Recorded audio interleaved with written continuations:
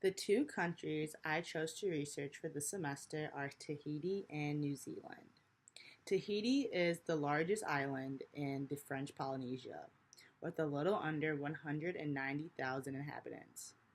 New Zealand is a country consisting of two main islands in Oceania.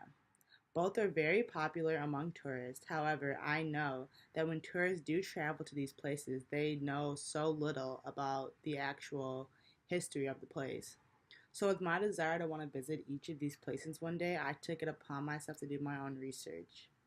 So, the research I conducted, part of it, I went to the Bishop Museum with my friend Maria Dominiquez, who was also in the class. And the Bishop Museum was founded in 1889 and has a collection of pictures, artifacts, and documents about not only Hawaii, but about all the other Pacific Island cultures.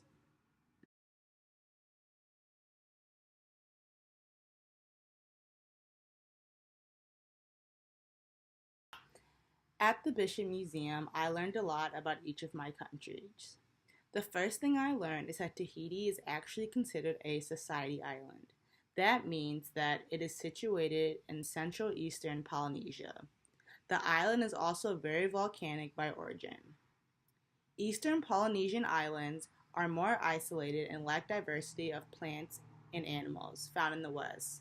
So a lot of artifacts that were found in the West are very similar to those found in Tahiti. A local style was also developed for fashion and jewelry. However, they had a similar archaic style to the style in New Zealand. Gods of Polynesia emerged in Hawaii, gods like the gods of myth and the gods of creation. Those in Tahiti trace their ancestry back to these gods. There is a rock that represents personal gods and ancestors. It would have been kept in a house. Church became the central standpoint of the community when the London Missionary Society established their base in Tahiti. Christianity still remains the main religion there today. Popular sports in Tahiti included surfing, boxing, and wrestling. Music and storytelling were also very popular hobbies. Instruments were usually made out of animal skin, including shark skin. Tools were made by hand, one being a stone pounder. A stone pounder was used to create paste out of breadfruit. Bark cloth was also a very popular garment among the wealth in Tahiti. It was a 40-yard garment that was usually kept in the house, and it represented chief status. It was brought out for ceremonial purposes. One popular ceremonial site in Tahiti is called the Arahua Mara.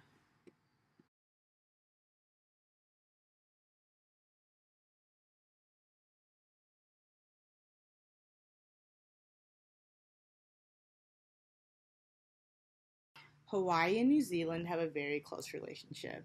At the Bishop Museum, there's an artifact called the House Ridge Pole that represents this relationship.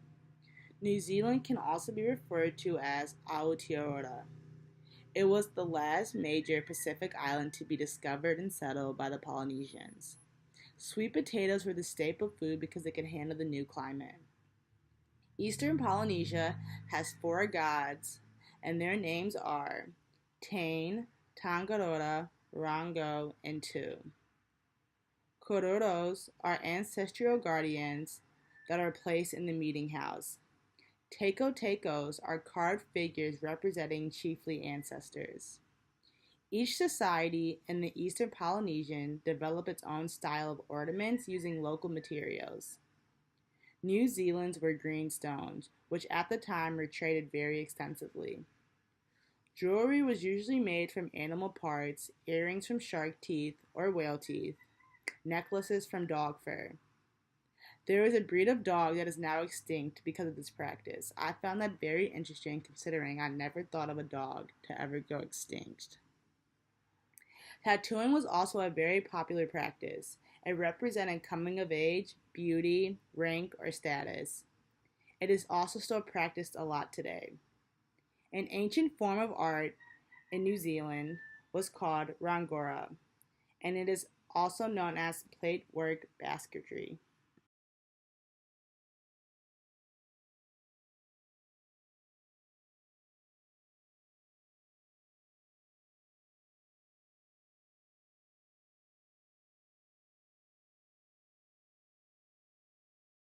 Now, going on to modern day news. According to the Pacific Island Report, as of October, New Zealand has been working on its relationship with Tonga. New Zealand's chief ombudsman aims to, quote, persuade New Zealand Parliament to finance the establishment of part of his office to work closely with Pacific Islands, end quote. They want two systems to exist in the same office. The chief ombudsman plans to go to Australia, the city of Perth, to discuss this issue more in depth. Now moving on to Tahiti. It was hard to find articles of just Tahiti, so I kind of focused on the French Polynesian as a whole. The article I went with was by Mary Walworth and it's titled Negative Self-Identity and Language Endangerment in French Polynesia. There is linguistic diversity all throughout the French Polynesian. However, at the same time, it is at an all-time high of language loss.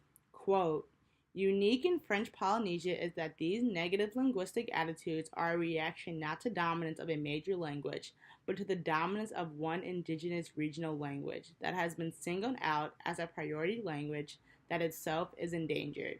End quote. French is the only official language, but Tahitian is very popular. There are about 15 to 20 other languages in the French Polynesian, but they are not recognized nor practiced.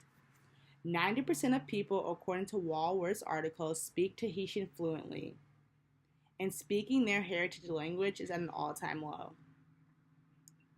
Tahitian became popular because years ago, Tahiti was the center of trade, the center of religious practice, etc. The Bible is translated in Tahitian, and Tahitian is the only available Polynesian language in the media. Quote, Tahitian language is the fundamental element of the cultural identity, the cement of cultural adhesion, regular means of communication, and it must be recognized and preserved. End quote. But the problem here is that the French Polynesian is not only Tahiti. From my research, I am very excited to go more in depth with Tahiti and in New Zealand. There is so much I already learned, and this is only my first week. The Bishop Museum will be a great resource in the future. You can learn about other countries or even about the history of Hawaii. It is a cool place, and I have to make sure to revisit before I return back home to the Midwest. Thank you for watching my video, and I hope you guys enjoyed. At the end, I will have links to both of my articles. Thank you.